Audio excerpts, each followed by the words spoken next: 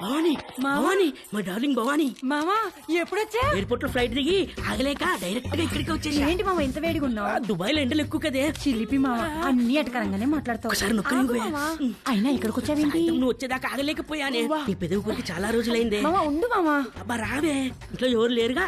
ఎవరు లేరు. ఒకసారి పట్టుకొని చూడు ఎంత వేడిగా ఉన్నాను. ఎక్కడ తీసుకెళ్తున్నా? రావే ఈ బల్లెకు పడుకో. అయ్యో తాగలేకపోతే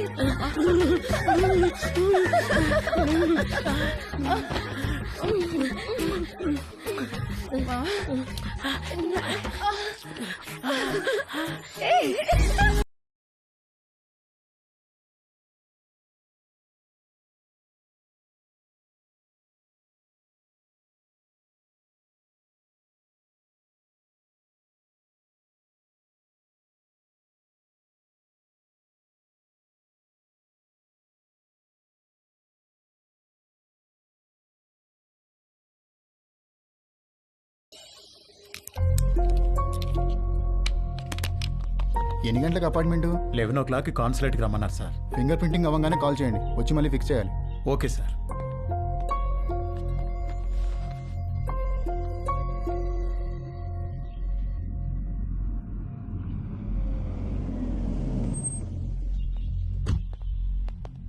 నమస్తే. నమస్కారం. సారీ మీకు కార్డు ఇవ్వడానికి టైం లేదు, అందుకే మెసేజ్ చేశాను. రాత్రికి అమ్మాయి పెళ్లి, తప్పకుండా రావాలి. తప్పకుండా వస్తాం. ఏంటి ఇంట్లో సామాన్ తీసుకెళ్ళడానికి వచ్చారా? కాదండి, అమ్మాయి పెళ్లి తాలూకు వెండి సామాన్ అంతా ఇక్కడే ఉండిపోయింది, అవి తీసుకెళ్దామని వచ్చాను. మరి మిగతా సామాన్లు ఎప్పుడు తీసుకెళ్తారు? త్వరలో తీసుకెళ్లిపోతానండి. మరి ఇంటి తాళం? తాళం మేడపై ఉందండి.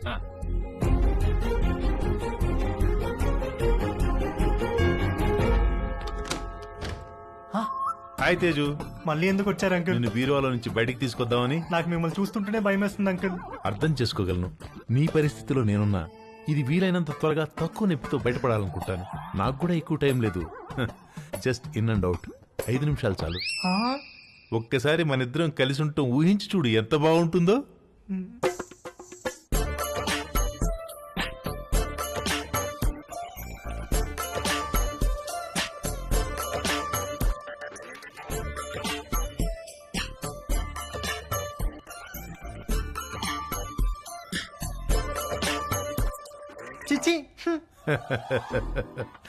ప్లీజ్ తేజు, ఒక్కసారి నీ ఒళ్ళో నా తల పెట్టుకుని పడుకోవాలనుంది. ఒక్కసారి నా ముక్కుతో నీ ముక్కుని ఆడించాలనుంది. వ్యాజ్లైన్ ఆఫర్ అంటే వద్దన్నావు, అర్థం చేసుకున్నాను. నన్ను కూడా కాదంటే అలా.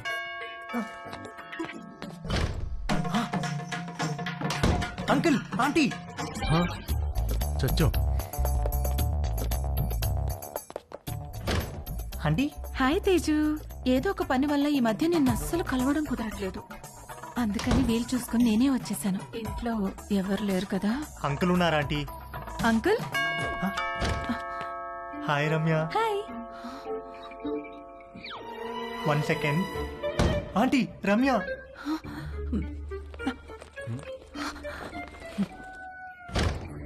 హాయ్. హాయ్ తేజు. ఏంటి ఈ మధ్యన కాల్స్ అసలు లిఫ్ట్ చేయట్లేదు? నేను ఇంటికి పిలుద్దామంటే మమ్మీ ఛాయ ఇంట్లోనే ఉన్నారు, అందుకే నేనే వచ్చేసా. Hi. Hi Chaya. Chaya.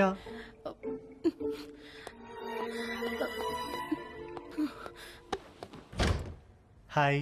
Hi WhatsApp, ఏమైపోయావు? అసలు టచ్ లోనే లేవు. I missed you so much, you know. Come let's hurry up. Protection కూడా నేనే తెచ్చాను.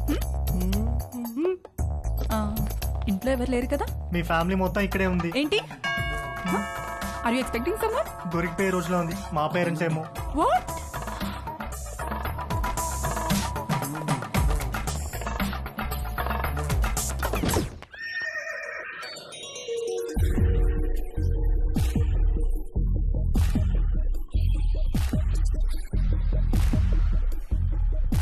ఆంటీ.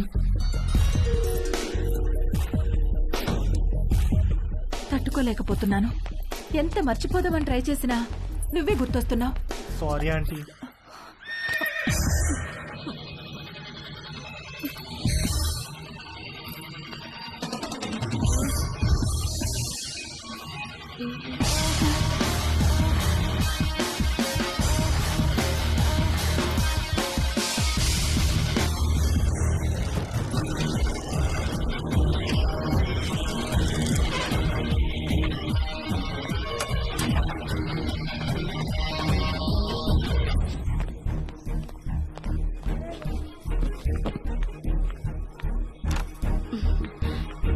ఇంకా పడుకున్నావేంటే? లే లే, స్నానం చేసి చీర కట్టుకో. డాడీ రాగానే కళ్యాణ మండపానికి బయలుదేరాలి.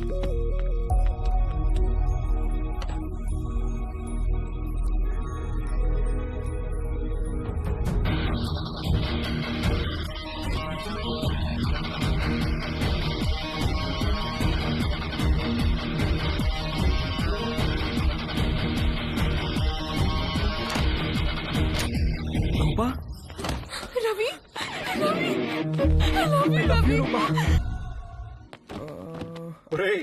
నీ పాస్పోర్ట్ ఎక్కడుందిరా? థ్యాంక్స్ నాన్న. రేయ్, నువ్వు అమెరికా వెళ్లే ముందు నీకు లాస్ట్ లెసన్ రా. అబ్బా నాన్న, ఇది కంపల్సరిగా నువ్వు వినాల్సిందేరా. రేయ్, అమ్మాయిల మీద రెస్పెక్ట్ ఇక్కడ ఉండాలి, ప్రేమ ఇక్కడ ఉండాలి, కోరికేమో. పదండి పదండి, క్యాబ్ వచ్చేసింది. థ్యాంక్స్ అమ్మా. ఎందుకురా? తర్వాత చెప్తాను. మొత్తం మీద వీడు అమెరికా వెళ్తున్నాడు. అమ్మయ్యా, కాంపౌండ్ లో పెద్ద పని చిన్న పని చేసేవాడు ఒకడు తగ్గాడు. నిజంగా వీళ్ళు ఇల్లు ఖాళీ చేస్తారా? ఎందుకు ఖాళీ చేయరు? ఓ మంచి వెజిటేరియన్ ఫ్యామిలీ వెయిటింగ్ లో ఉంది. అడ్వాన్స్ కూడా తీసుకున్నాను. వచ్చి నెలలో దిగిపోతారు.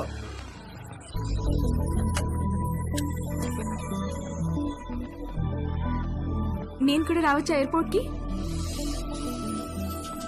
ఇప్పుడెక్కడికి వెళ్తున్నావురా? ఎయిర్పోర్ట్ కి వెళ్ళాలి, టైం అవుతుంది. ఇప్పుడే వస్తానమ్మా. కింద నీలిమాంటికి బాయ్ చెప్పొస్తా.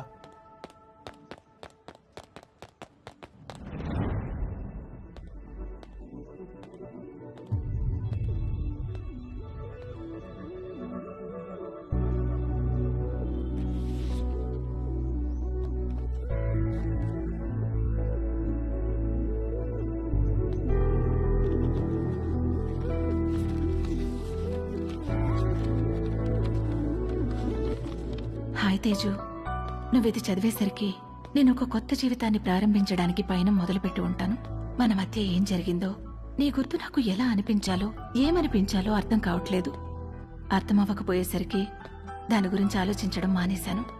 జీవితంలో మనకు జరిగే వాటిని ఎందుకు, ఎప్పుడు, ఎలా అని ప్రశ్నించడం మానేసినప్పుడే మనం నిజంగా ఆనందంగా ఉండగలం. నిన్ను కలవడం నాకు చాలా ఆనందాన్ని ఇచ్చింది. నిన్నెప్పటికీ మర్చిపోను. అది చాలా నాకు. నువ్వు ఎలా ఉన్నావో అలాగే ఉండు. దేనికోసం ఎవరి కోసం మారొద్దు. నువ్వు కావాలనుకున్న ప్రతిదీ నీకు దక్కే అదృష్టం ఆ దేవుడు నీకు ఇవ్వాలని కోరుకుంటూ, నీలిమ.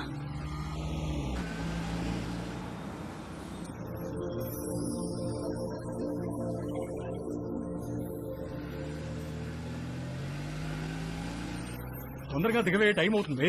అబ్బబ్బా, కంగారు పెట్టకండి. అదిగో చెప్పానా, వీడి ఇప్పుడు అప్పుడే పైకి రాడని.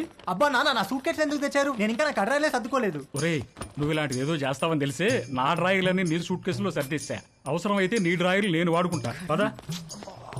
రేయ్, ఎయిర్పోర్ట్ లో 2-3 అవర్స్ వెయిట్ చేయాలి. ఆకలిస్తే చస్తావు. ఈ అరటిపండు తిను. ఎందుకండి చిన్నపిల్లాడికి అట్టుపండు చూపించి భయపెడతారు? వాడిని వదిలేయండి.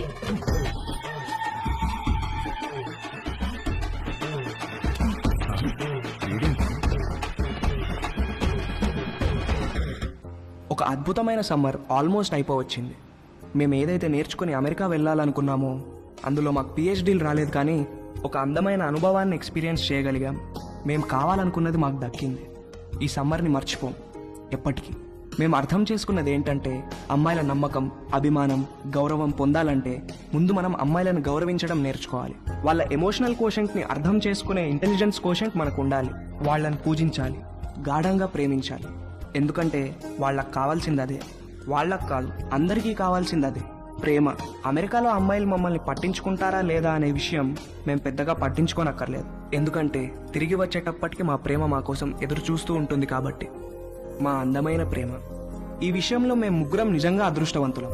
సారీ, యాక్చువల్గా వంశీగాడు నేను ఇద్దరమే అదృష్టవంతులం. తేజుగాడికే పాపం ఎవరూ లేరు. టేక్ ఆఫ్ అయ్యాక బెల్ కొట్టకూడదని తెలియదా? టేక్ ఆఫ్ అయింది కాబట్టి కొట్టాను రా. ఏంటి? వాడు ఫ్లైట్ ఎక్కేటప్పుడే వాడికి టేక్ ఆఫ్ అయిందిరా. ఏం టేక్ ఆఫ్ రా? ఫ్లైట్ ఎక్కేటప్పుడు ఎయిర్ హోస్టెస్ వాడిని చూసి నవ్వింది. రేయ్, ఎయిర్ హోస్టెస్ అందరినీ చూసి నవ్వుతారా? లేదురా, ఆ ఎయిర్ హోస్టెస్ నాకు కొంచెం స్పెషల్ అటెన్షన్ ఇచ్చింది. అందుకే ఎయిల్ సీట్ లో కూర్చున్నా. ఐల్ సీటా? ఎందుకు? ఆ ఎయిర్ హోస్టెస్ అటు ఇటు నడిచినప్పుడు మనం కొంచెం భుజం బయట పెట్టి రాసుకుంటే టిఫిన్ చేసినట్టు ఉంటుందని. చెయ్యదావా?